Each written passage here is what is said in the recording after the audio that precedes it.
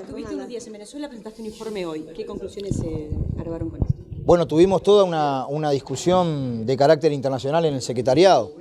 Eso no debe asombrar porque nosotros nos movemos en función del internacionalismo proletario y se decidió una conclusión política general sobre los peligros que involucran a la humanidad, mucho peligro de guerrerismo, el papel nefasto que está cumpliendo el imperialismo norteamericano en todo el mundo, las bombas en Siria, las bombas en Afganistán, la contraofensiva del imperialismo y la derecha en América Latina. Estudiamos tanto nuestra comparecencia en Venezuela, donde se aprobó la agenda común que vamos a desarrollar con la Central Bolivariana Socialista de los Trabajadores, como nuestra participación invitados por una central en Israel, que no va en desmedro, digamos, de nuestra posición histórica de una solidaridad de principios con la justa lucha del pueblo palestino, digamos, por su autodeterminación, por tener un Estado y tener una vida pacífica, digamos, en ese marco, ¿no? Y sobre Venezuela, ante la presentación de su informe, ¿qué posición va a tomar entonces la central a partir de ahora? La misma que ha tenido históricamente. Nosotros hemos dicho, la central no se pronuncia a favor o en contra de cada uno de los actos del gobierno, pero es solidaria con el proceso bolivariano que sin duda ha distribuido la riqueza, digamos, petrolera, pero que quiere diversificar la matriz productiva entre vastísimos sectores del pueblo. Nosotros estamos condenando la contraofensiva del imperialismo, una manifestación violentista de la derecha, un papel nefasto de la OEA, y somos solidarios con que el pueblo venezolano pueda, a través de sus propios mecanismos, arbitrar sus conflictos políticos y encontrar una salida en paz.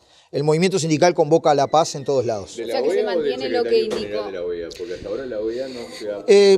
Bueno, sin embargo, como ámbito deja bastante que desear con las distintas acciones de injerencia que está manifestando, ¿no? O sea que se mantiene lo que indicó usted en la televisión pública con respecto a este tema, que bueno, generó diversas repercusiones. Bueno, básicamente lo que se aprobó es en una agenda que se va a desarrollar en la primera semana de mayo, aquí en Montevideo, donde van a venir los compañeros de la central a preparar toda una agenda bilateral de trabajo. Pero esas opiniones no son nuevas, son las resoluciones de nuestros congresos y los distintos ámbitos que hemos resuelto, la solidaridad con la lucha de los pueblos de América Latina. Eso no significa, digamos, que el movimiento sindical comparta o deje de compartir cada acto de gobierno específico, ¿no? Abdala, ¿Maduro representa en este momento al sindicalismo venezolano también? Porque usted, lo polémico fue estar junto al presidente Maduro.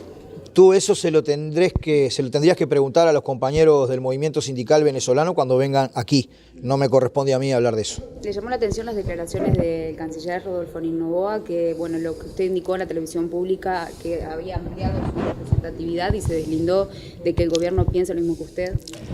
Como él dijo de mi intervención, que corren por mi responsabilidad, y eso es así, lo que él dijo corre por su responsabilidad. No me voy a meter a establecer opiniones públicas al respecto. De lo que Maduro dijo de Nino Noboa, digamos, la representatividad nuestra nos la otorga en primer lugar el sindicato metalúrgico y los organismos de la central. No me corresponde a mí opinar sobre lo que él dijo, ni a él opinar sobre la representatividad de los dirigentes. La acusación pública que hizo Maduro sobre Nino Noboa y conexiones que tiene con el gobierno de Estados Unidos y demás, ¿la comparte Marcelo Abdala?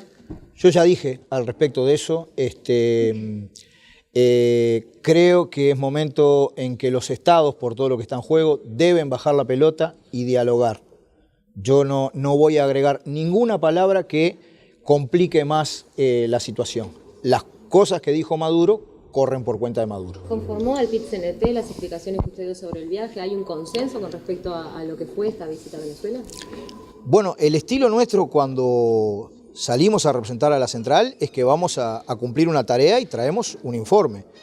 El informe fue aprobado y inclusive se cristalizó en una resolución política internacional global. Lo más específico de lo que nosotros fuimos a hacer es tanto el encuentro entre ambas centrales que se va a desarrollar en la primera semana de mayo, como un encuentro internacional de todas las centrales amigas, democráticas, contra el neoliberalismo, contra los golpes de Estado, que se va a desarrollar en julio en Caracas. Así que eso sí se resolvió, ¿no? Abdala, usted ha dicho que los medios masivos no están mostrando la realidad que se vive en Venezuela. En estos momentos se está iniciando acá en la capital de Uruguay 2 marchas, 2 manifestaciones, una pro Maduro, otra contra Maduro, de venezolanos que dicen que tienen familiares y que la situación realmente difiere de lo que usted ha manifestado. ¿Se ha reunido con los venezolanos antichavistas que están en Uruguay? Yo estuve en una movilización de la oposición. Yo nunca dije que Venezuela era el paraíso, dije que habían dificultades, dije que había malestar en el pueblo y dije que habían carencias de muchos productos básicos. También es cierto que un 70% de la población venezolana, en una encuesta independiente, dijo que quería una salida pacífica y no de esta derecha violentista que inicia acciones en una movilización pacífica, pero luego se desprenden 100 personas que prenden fuego un edificio público. Digamos, lo que ha sucedido hoy, inclusive por parte de algunos medios, es que muestran imágenes de la movilización chavista como si fuera de la oposición. Está todo bien con ustedes, trabajadores de los medios de comunicación. Ahora, hay una campaña de los medios masivos de comunicación en América Latina que distorsiona la realidad. Eso yo lo sostengo, ¿no? Se presentó otro informe con respecto al reciente viaje realizado a Israel, que también generó cierta polémica en la interna del PIT-CNT por la postura de Israel con respecto a Palestina. Bueno, la diferencia no es con que el PIT-CNT haya ido a Histadrut, porque el PIT-CNT tiene vínculos con Histadrut del 60 para acá. Es decir, varios de los dirigentes sindicales que fundaron la CNT participaron de encuentros similares como los que nosotros tuvimos en Histadrut. En realidad, donde hay algunas diferencias es sobre algunos posicionamientos que se mantuvieron en una de las entrevistas formuladas para Montevideo Portal y para otros medios. Y bueno, esas diferencias no van a ser laudadas hasta que haya una discusión de fondo, digamos. Y esto supone traer personas especializadas en el tema, traer distintas visiones sobre el tema, tener la tolerancia de escuchar personas que piensan diferente y convalidar posiciones que son históricas del movimiento sindical. Nuestro Congreso tiene una definición y es muy clara. Si hay 2 pueblos, tiene que haber 2 estados, para lo cual hay que darle a Palestina el territorio que le corresponde. Que haya colonos en suelo palestino es una dificultad agregada a la construcción de paz y que es necesario construir todas las condiciones para que esa paz se genere. Ahora, para construir esa paz tiene que haber cultura de paz y discurso de paz, incluso entre nosotros, incluso cuando mantenemos diferencias. Si queremos construir discurso de paz y satanizamos al que opina diferente, es muy difícil de hacerlo, ¿verdad? De todas maneras, digamos, está clara una cuestión. Nosotros en Israel le planteamos a la Histadrut 2 estados, 2 pueblos, 2 estados. Le planteamos a la Histadrut que las respuestas militares de Israel a Palestina eran desmesuradas y contaban miles de muertes y de otras situaciones muy complejas. Le planteamos la situación de la Franja de Gaza y le planteamos la situación de los colonos. Lo que encontramos es que la Histadrut, la Central Sindical Israelí, compartía esa posición con nosotros.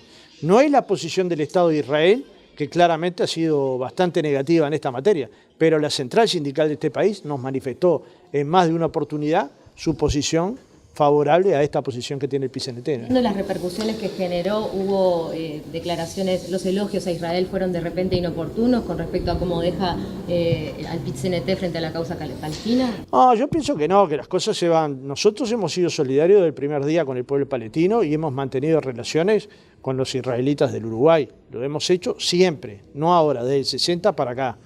Hemos recibido solidaridad de muchos lugares del mundo. No hubo tantos elogios para Israel. Fue una entrevista que básicamente se basa en elogios a algunos logros que había logrado la Histadrut. Uno es organizar McDonald's, una tarea que nosotros tenemos pendiente. Otra es organizar todas las telefónicas privadas, una tarea que nosotros tenemos a medio hacer o casi sin hacer. Otro, organizar sectores de las nuevas tecnologías. Ahí hay pistas muy importantes, porque ese es un país que en 30 años ha evolucionado tecnológicamente mucho, que el movimiento sindical del futuro tiene que representar a todos estos trabajadores y tiene que encontrar las formas organizativas de hacerlo y prepararnos para esa tarea. Yo diría que es una de las tareas sindicales más importantes. Es decir, en 30 años decenas de miles de puestos de trabajo de los que hoy existen ya no van a existir, pero va a haber decenas de miles de puestos de trabajo nuevos. ¿Y cómo nos preparamos para esta nueva instancia? Y ahí hemos tenido experiencias en Finlandia, ustedes saben bien, en Alemania, nos hemos juntado con expertos en Rusia, hemos visto esta experiencia en Israel y de a poco vamos juntando conocimiento para que cuando ese cambio tecnológico llegue al Uruguay estemos preparados para organizar lo que tenemos que hacer los trabajadores para conquistar derechos sociales, derechos laborales, derechos humanos. Y donde hay sindicatos fuertes esto es posible hacerlo. Entonces, ¿cuál fue el vínculo nuestro? Hubo ni una sola reunión con el Estado de Israel. Todas las reuniones fueron con la Histadrut. Y bueno, y hay una entrevista de prensa que hay temas que son polémicos, pero como hay miles de temas polémicos en el PIT-CNT y los iremos laudando. Lo que no hemos modificado ni en Israel ni en Uruguay son la posición histórica del PIT-CNT. 2 pueblos, 2 estados, respetar las resoluciones de la ONU, sacar los colonos del Estado palestino y construir un clima y un diálogo de paz que permita que efectivamente esos 2 estados puedan convivir, ¿no? Justamente lo que generaba contradicción, lo que usted planteaba, 2 pueblos, 2 estados, era que reivindicó en la nota la forma democrática que tiene ese país para organizarse.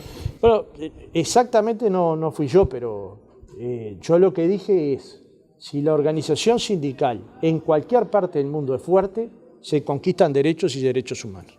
Y esto vale ver el mapa del mundo. Donde hay sindicatos fuertes hay derechos y donde no hay sindicatos fuertes no hay derechos.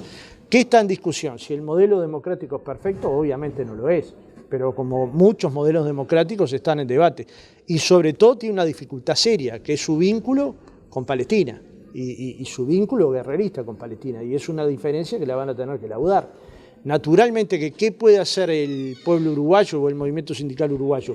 Ayudar a que haya una cultura de paz que vaya construyendo dentro del mapa mundial y dentro del mapa sindical una cultura de que la paz es posible entre Israel y Palestina y que es posible que los 2 estados se reconozcan a sí mismos. Respecto al 1 de mayo. Bueno, sí, hoy se acaba de ultimar todos los detalles. El 1 de mayo va a ser nuevamente en la mañana, a las 10 de la mañana en la Plaza 1 de Mayo. Es un acto que está previsto una hora de oratoria. Van a hablar la compañera Fernanda Aguirre, la compañera Elvia Pereira y el compañero Gabriel Molina.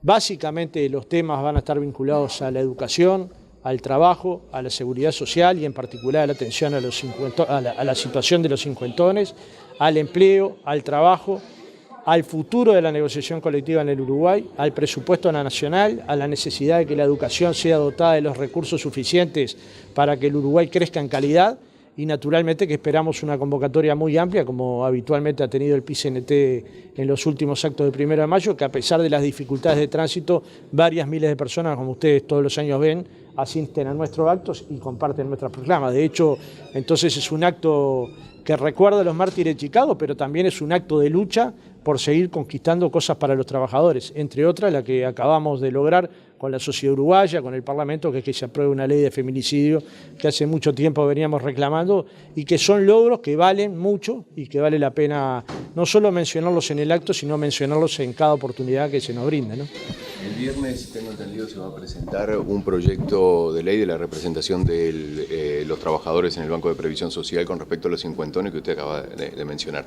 ¿Hay un avance sobre eso? Bueno, estamos trabajando, los expertos en el tema obviamente son nuestros representantes en el BPS, esperemos que haya avance porque es necesario, porque se generó una injusticia brutal que es dependiendo en qué año entraste al sistema AFAP, perdés poder adquisitivo en jubilación o no, dependiendo de la edad que tengas. Entonces claramente hay que buscar una solución de transición que permita justicia distributiva, ¿no? Justicia en el cobro. Muchas gracias. Muchas gracias.